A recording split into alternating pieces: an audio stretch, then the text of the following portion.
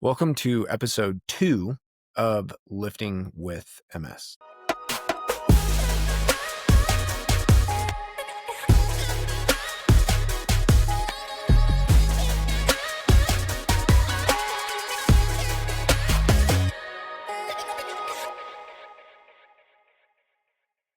For those of you who don't know who I am, my name is Thomas. I am a bodybuilder, a public speaker, and an entrepreneur.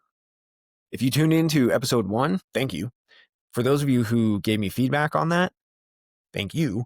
And for those of you who shared it and supported it, thank you. So I really was not expecting the support that I got from episode 1. Thank you guys so much. And even if you message me privately, I see you and I appreciate you. I'm going to start this off by saying, again, I have my phone here. This is notes for my podcast. It literally says podcast notes up there. The reason why I have that is because I forget stuff all the time. It may be because I have MS or just because I forget stuff all the time. Whatever the reason is, it doesn't change the fact that I forget. That's probably a big reason why podcasting was kind of nervous for me, especially being alone and not having another person asking questions. Totally fine. We're gonna work through this together. The reason why I do this, though, is because I pick a topic and then I jot down notes, ideas, quotes, things that I want to say, points that I want to make to you guys to give you the best part of my brain that I can. So that's what this is there for. So if you see me peek down, it's just because I'm looking at my cheat sheet. I said it. You heard it here first. It's my cheat sheet. All right. Today, we're going to talk about something a little bit deeper, a little bit more personal. Yeah. And it's the weight that you don't see. And this is not the kind of weight that's stacked on a barbell, lifted with a cable machine, or rode with your back.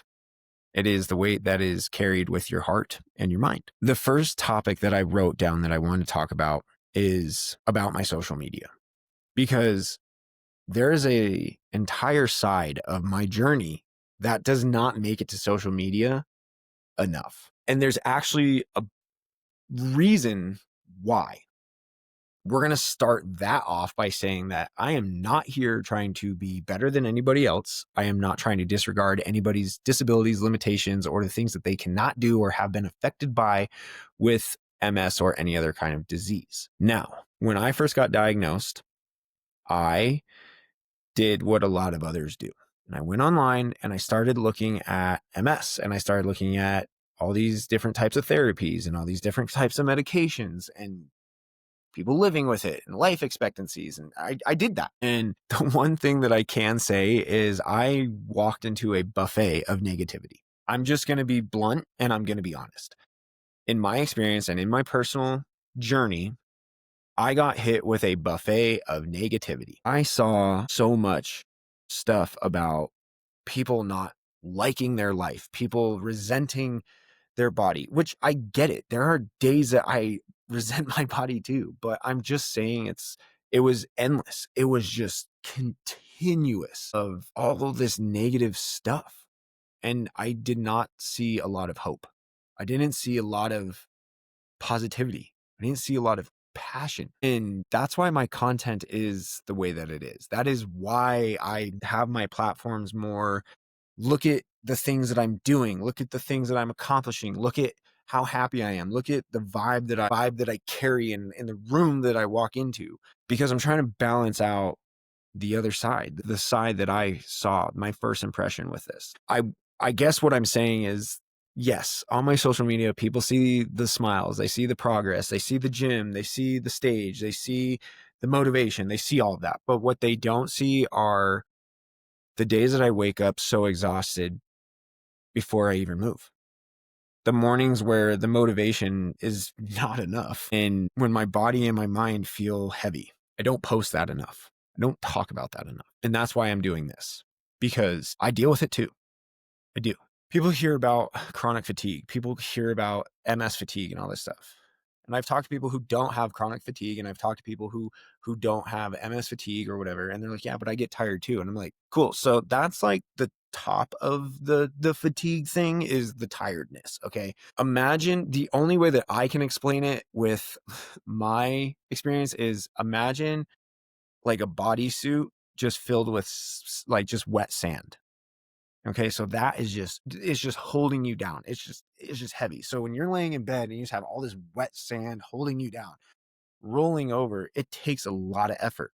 Getting up and walking to make a cup of coffee takes a lot of effort. And that echoes outside of the physical tiredness. It creates a mental tiredness, because for someone like me, who has always been really much into work and just constantly go, and constantly trying to do the next thing and be the best at this and whatever it is, walking 10 feet from my bedroom to the kitchen to make a cup of coffee drains me. That sucks. And I say it bluntly because I feel like I need to, just to let people know that I understand.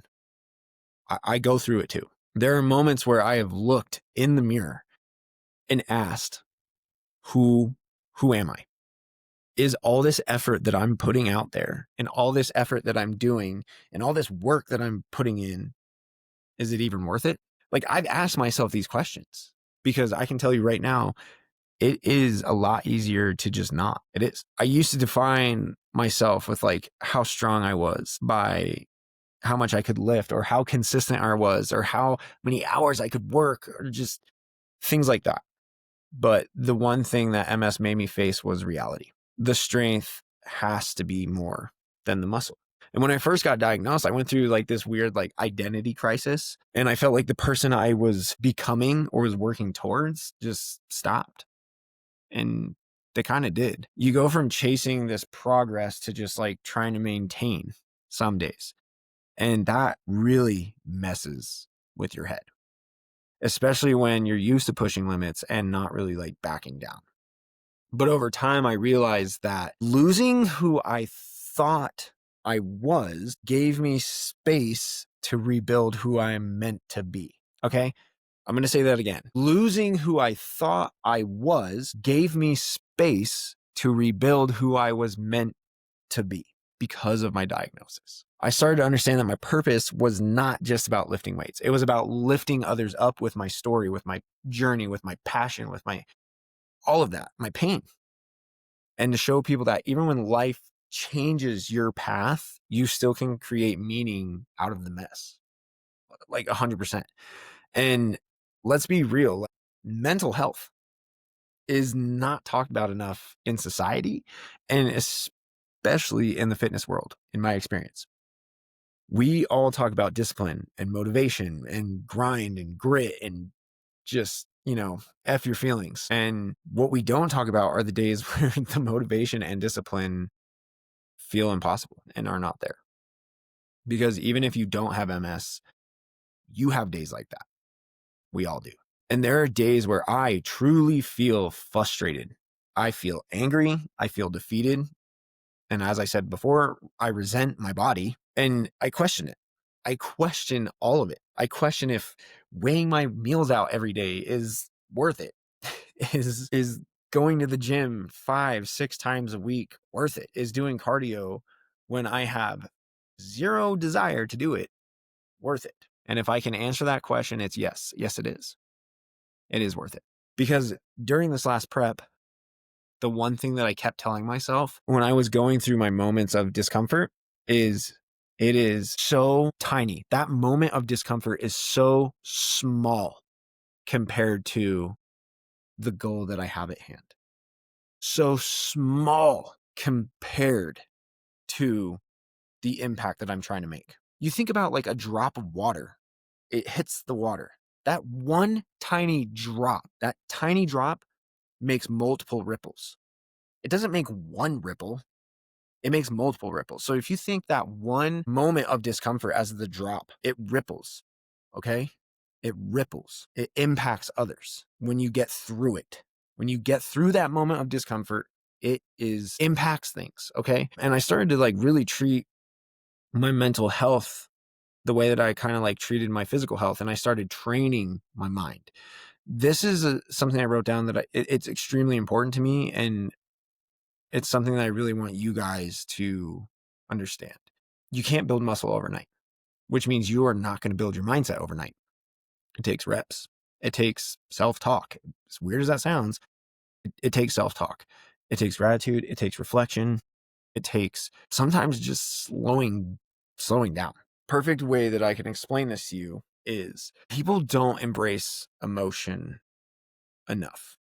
It's almost like frowned upon. It almost makes you look weak if you embrace emotion, which it's completely the opposite, in my opinion.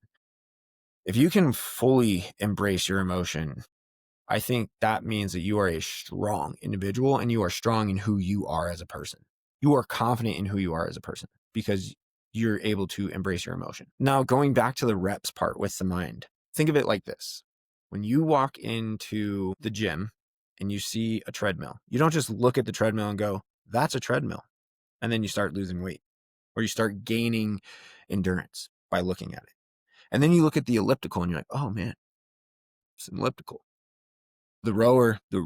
That doesn't accomplish anything. It's the same thing with your emotion.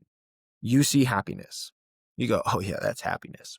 I know happiness, but you don't feel it. You don't embrace it. You don't absorb it. And then you see sadness and you're like, oh, that's sadness, but you don't embrace it. You don't feel it. You don't grow from it. You don't learn from it. Just like getting on the treadmill, the elliptical, the rower, you have to get on it. You have to walk. You have to row. You have to put the effort in to gain endurance, to gain stamina, to lose weight. You have to do it. You have to get on it. It's the same thing with the emotion. When you feel the happiness, when you feel the sadness, when you embrace it, when you fully absorb it and reflect on it, that's a rep. That's a step. And now you're getting stronger in your emotion. You're getting stronger in your mental health. You're getting stronger in your mental processing of who you are as a person. That's not talked about enough. And that's something that I learned over the last year with my diagnosis and also going through this prep, like completely rebuilding my entire identity. Shortly after I got diagnosed, I did do a little bit of therapy. I went for a couple sessions. However, the reason why I did it is because I need to learn how to take a step back and look at the full scope of my situation. I didn't want to just like take a step back and like, look at my emotion, look at my feeling. I wanted to take a step back and be like, this is me. This is everything around me. Why are these affecting me? There were so many strings tied to me. If this is me, there's just strings everywhere. And I needed to learn how to organize and categorize and become efficient on how to handle it. Because that's why I started feeling overwhelmed. I had all this stuff going on and all these strings attached and pulling me in different directions. I needed somebody to be like, stop. Which one's pulling you the hardest? And then go from there.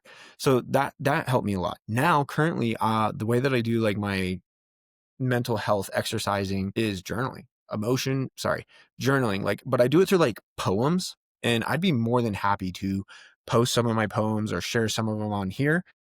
But basically, like when I just am going throughout the day, I have like my journal with me and I'll just look at something that's like completely normal to most. And I'm like just watching everybody walk by a tree. And I'm like, dang, nobody's stopping to look at how beautiful that tree is. Yeah, maybe that's a little much, but that's what I need to cope with where I'm at in life and really take a step back and live in the moment and be present for myself and what I'm surrounded by. Admitting that I'm struggling, it doesn't make me weak.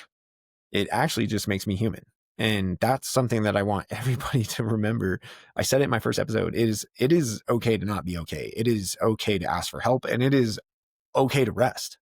These are things that took me a while to understand and accept, but it's okay. Strength is not pretending that you are fine. This is something I wrote down. Strength is not pretending that you are fine.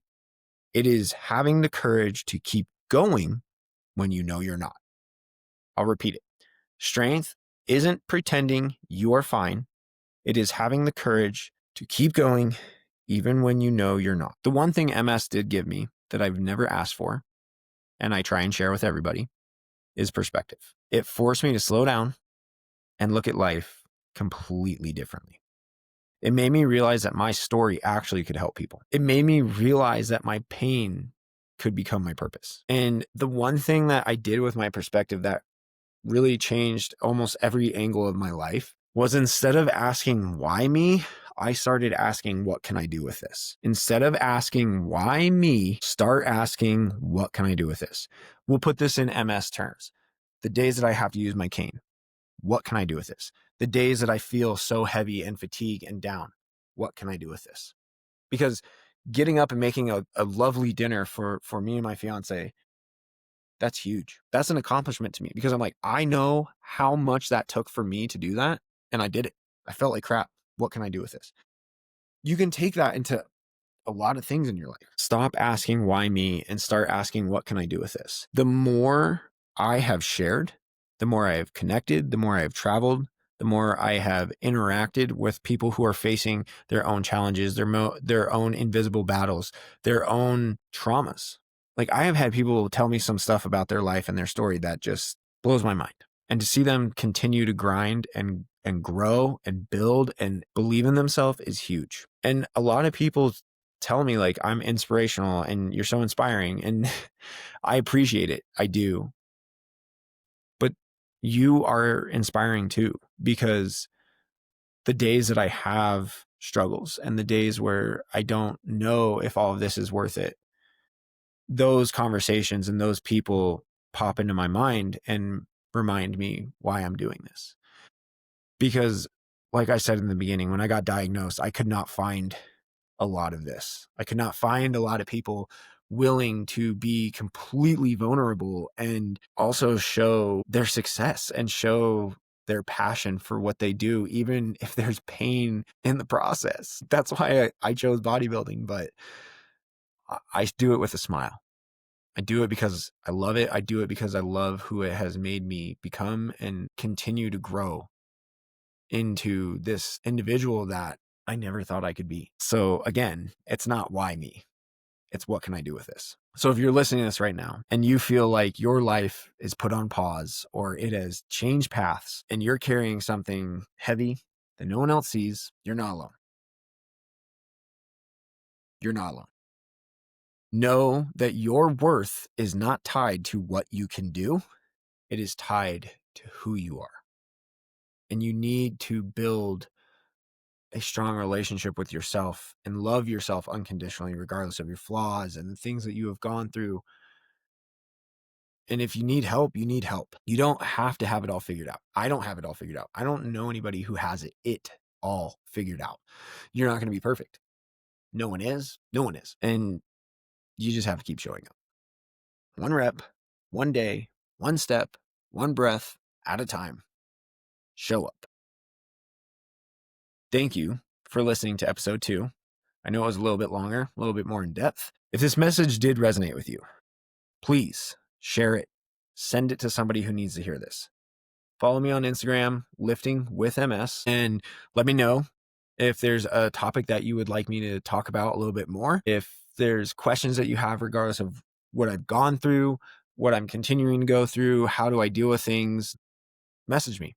I want this to be more than a podcast. I want this to be a community. I want this to be a conversation. I want you guys to feel like you are very much part of this as well.